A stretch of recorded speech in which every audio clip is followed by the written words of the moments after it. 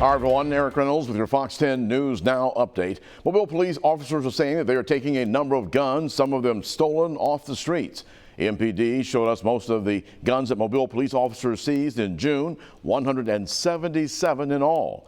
The majority are evidence in crimes. Lieutenant Lewis Screws is the commander of the MPD's Gun Intelligence Unit.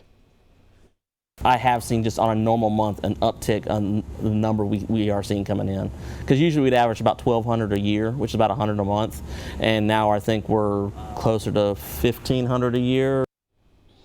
Police say that more often than not, stolen guns are used to commit crimes. They're urging gun owners to keep their weapons locked up. Foley police say that a tip led them to a couple of guys selling drugs out of their car.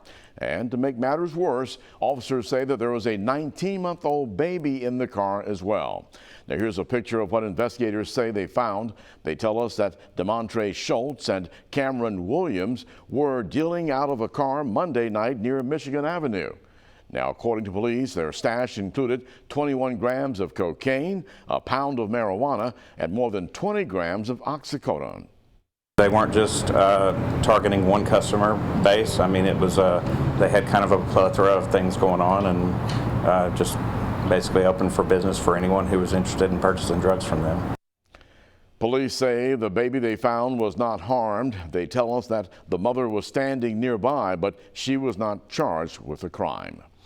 The Mobile County Public School System confirming one positive COVID case at Causey Middle School, prompting them to send less than 10 students home to finish their summer school online. It comes as Alabama's largest school system is set to return to the classroom in just 3 weeks. Mobile County school officials telling us that 99.5% of students will return for face-to-face learning. Face masks will not be mandatory as of right now.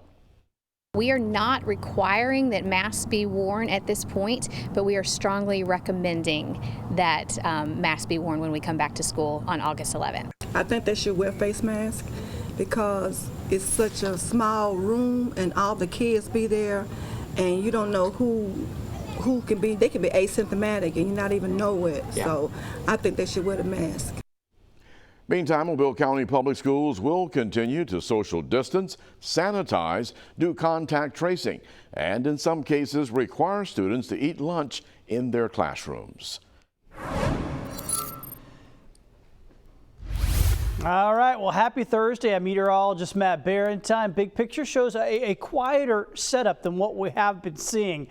So yeah, a change in the pattern. Less storms around for our Thursday. South wind or southwest wind will keep things pretty mild and muggy. But otherwise, you can see there's a stalled out front north of us. A little area low pressure here around Arkansas. That plays into something else I'll show you in a minute. Really what we want to look at is the upper levels of the atmosphere. This is 18,000 feet up in the atmosphere.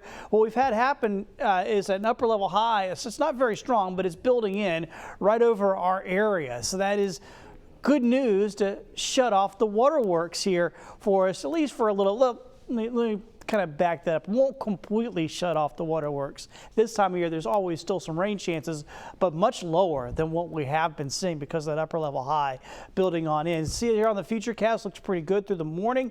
Here's lunchtime at noon. Look at that, sunshine.